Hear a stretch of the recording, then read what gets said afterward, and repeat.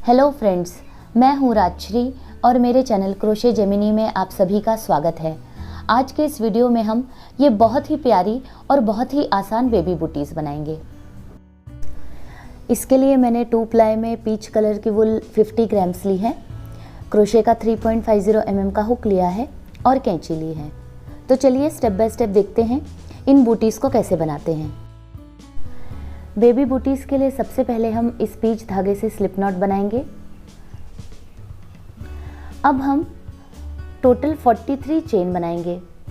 In baby booties के लिए हमें टोटल 23 सेंटीमीटर या फिर 9 इंच की चेन बनानी है। मैंने 9 इंच की ये चेन बना ली है। बेबी बूटीज़ के साइज़ के लिए हम बेबी के तलवे का नाप लेकर उसके डबल लेंथ की चेन बनाते हैं। यहाँ पर मैंने 11.5 सेंटीमीटर का डबल 23 सेंटीमीटर लिया है।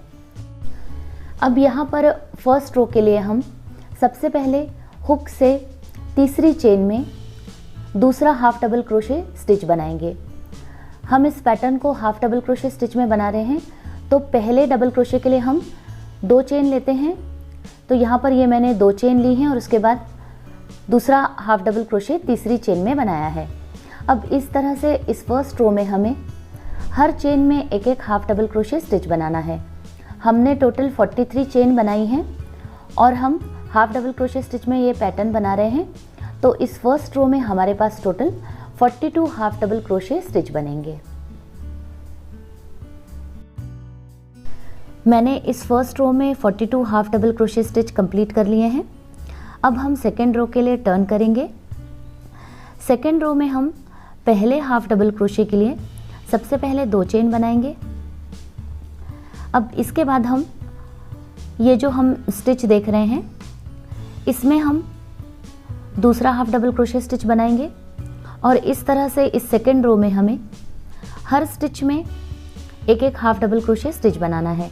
सेकेंड रो में भी हमारे total 42 half double crochet stitch बनेंगे।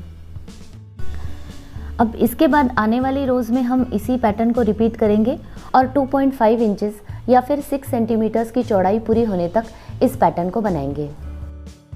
मैंने टोटल यहाँ पर 7 रोज़ कंप्लीट की हैं। ये 1, 2, 3, 4, 5, 6 और ये 7। और इन 7 रोज़ की जो चौड़ाई है ये इंचेस में 2.5 इंचेस के बराबर है और सेंटीमीटर में ये 6 सेंटीमीटर के बराबर है।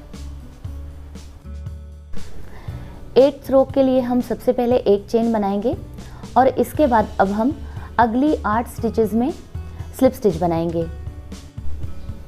इस 8th रो में हमें दोनों तरफ से 8-8 स्टिचेस छोड़नी है और बीच के पैटर्न को बनाना है।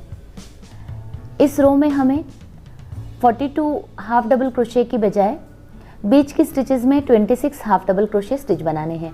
हम दोनों तरफ से 8-8 स्टिचेस यानी कि टोटल 16 स्टिचेस हम छोड़ देंगे। तो यहाँ पर ये इस तरह से हम पहली 8 स्टिचेस में स्लिप स्टिच बनाएंगे। ये हमारी 8 स्टिचेस में स्लिप स्टिच बन गई है। अब इसके बाद हम एक चेन बनाएंगे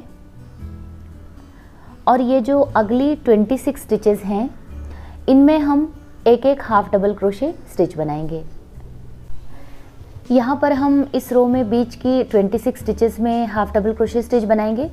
तो हम ये जो लेफ्ट हैंड साइड है यहाँ से 8 स्टिचेस गिनकर इनमें स्टिच मार्कर लगा लेंगे। तो यहाँ पर ये 1, 2, 3, 4, 5, 6, 7 और ये 8, इन 8 स्टिचेस को छोड़ देंगे और ये जो बीच की 26 स्टिचेस हैं इनमें हम एक एक हाफ डबल क्रोशे स्टिच बनाएंगे। अब इस 9th रो में हम डोरी डालने के लिए जाली बनाएंगे। तो इसके लिए सबसे पहले हम ये 2 चेन बनाएंगे पहले हाफ डबल क्रोशे के लिए। अब इसके बाद हम अगली स्टिच में एक और हाफ डबल क्रोशे स्टिच बनाएंगे। तो पहली 2 स्टिचेस में ये 2 हाफ डबल क्रोशे बन गए हैं।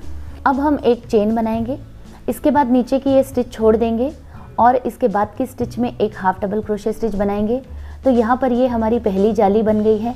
अब हम फिर से एक चेन बनाएंगे, अगली स्टिच इसे छोड़ देंगे और इसके बाद की स्टिच में एक हाफ डबल क्रोशे बनाएंगे और हम इसी पैटर्न को इस पूरे 9th रो में रिपीट करेंगे।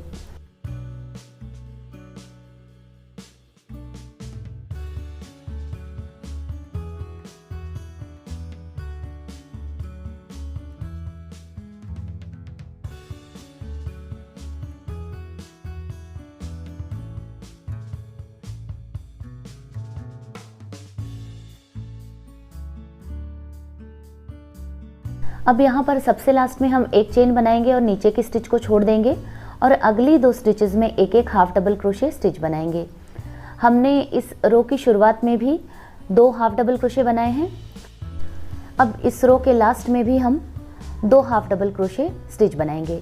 अब हम 2 चेन बनाएंगे और टर्न करेंगे। अब यहाँ पर 10th रो में हमें हर स्टिच में एक एक हाफ डबल क्रोशे स्टिच बनाना है। तो यहाँ सबसे पहले हमने ये 2 चेन बना लिया है। अब इसके बाद इसकी अगली स्टिच में हम एक हाफ डबल क्रोशे स्टिच बनाएंगे। अब इसके बाद की स्टिच में भी हम एक हाफ डबल क्रोशे स्टिच बनाएंगे। अब ये जो एक चेन की गैप है इसमें भी हम एक हाफ डबल क्रोशे स्टिच बनाएंगे। 10th रो में हमें total 26 half double crochet stitch बनाने हैं।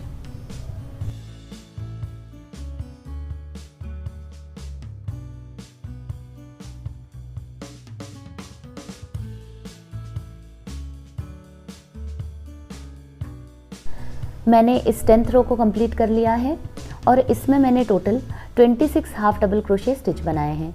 अब हम 11th रो के लिए 2 चेन बनाएंगे और यहाँ पर अब हमें इस 11th रो में भी हर स्टिच में एक एक हाफ डबल क्रोशे बनाना है और इसी तरह से हमें 12th रो भी बनानी है और 12th रो में भी हमें हर स्टिच में एक एक हाफ डबल क्रोशे स्टिच बनाना है। मैंने 11th रो को कंप्लीट कर लिया है। अब हम 12th रो के लिए टर्न करेंगे और 2 चेन बनाएंगे। इस 12th रो में भी हमें हर स्टिच में एक एक हाफ डबल क्रोशे स्टिच बनाना है। ये हमारी लास्ट रो है। हमारा बेबी सॉक्स का पैटर्न पूरा हो गया है। अब हमें इन सॉक्स को सिलना है। यहाँ पर मैंने ये 1 2 3 4 5 6 7 8 9 10 11 और 12 रोज़ बनाई हैं। अब हमें सॉक्स को सिलना है तो इसके लिए हम ये जो धागा है इसे काफ़ी सारा इस तरह से ले लेंगे और बाकी के धागे को हम काट लेंगे। अब यहाँ पर ये जो सबसे लास्ट की स्टिच है इसमें से हम इस धागे को निकाल लेंगे ये इस तरह से और इस स्टिच को बंद कर लेंगे। अब हम सुई में धागा डाल लेंगे और ये जो सॉक्स हैं इन्हें सिलना शुरू करेंगे। यहाँ पर अब हम सॉक्स को फोल्ड करेंगे। हाफ डबल क्रोशे स्टिच में बनाने की वजह से हम सॉक्स को किसी भी तरह से फोल्ड कर सकते हैं। तो यहाँ पर अब हम सॉक्स को फोल्ड करेंगे और ये जो सॉक्स का शेप है हम ये इस तरह से ऊपर की ओपनिंग को खुला रखते हुए बाकी सॉक्स को सिल लेंगे।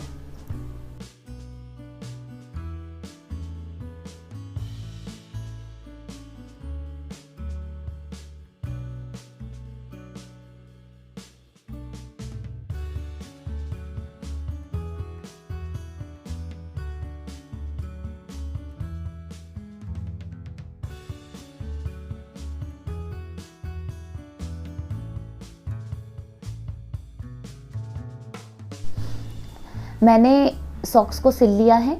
अब यहाँ पर हम ये जो धागा है इसे काट लेंगे और इस बचे हुए धागे को हम ये जो स्टिचेस हैं इनमें हम अंदर की तरफ सिल लेंगे। अब हम सॉक्स को सीधा करेंगे। हमारा सॉक्स तैयार है। अब यहाँ पर ये जो हमने सॉक्स में जाली बनाई है तो हम इस जाली में अब डोरी डालेंगे। डोरी के लिए यहाँ पर मैंने डबल धागा लेकर चेन स्टिच से इस डोरी को बनाया है। डोरी की लेंथ यहाँ पर मैंने टोटल 19 इंच के बराबर रखी है। अब हम ये देखेंगे कि इस डोरी को कैसे बनाते हैं। डोरी के लिए हम काफ़ी सारा धागा ले लेंगे और इस तरह से इसे डबल कर लेंगे क्योंकि डोरी हम डबल धागे में बना रहे हैं। अब यहाँ पर हम सबसे पहले इस डबल धागे से स्लिप नॉट बनाएंगे और अब हम इस डबल धागे से टोटल 18 से 19 इंच के बराबर चेन स्टिच से इस डोरी को बनाएंगे। डोरी बनाना बहुत ही सिंपल है। यहाँ पर ये हम सिर्फ चेन स्टिच से इस डोरी को बना रहे हैं। डोरी बनाने के बाद जो हमारे दोनों साइड्स में धागे बचेंगे उन्हें हम डोरी में ही सुई धागे की मदद से सिल लेंगे। हमारी डोरी तैयार है। अब हम इस डोरी को या तो सेफ्टी पिन की मदद से या फिर हम हाथ से भी ये जो हमने जाली बनाई है इसमें हम इस तरह से इस डोरी को लगा लेंगे। डोरी लगाने से ये जो बेबी सॉक्स हैं ये बच्चों के पैर से नहीं निकलेंगे, इसलिए हम इन सॉक्स में इस डोरी को लगाएंगे ये इस तरह से। अब हम इसी तरह से एक और सॉक्स बनाएंगे और उसके लिए हम एक डोरी बनाएंगे। तो इस तरह से हमारी ये बेबी बूटीज तैयार हो जाएंगी।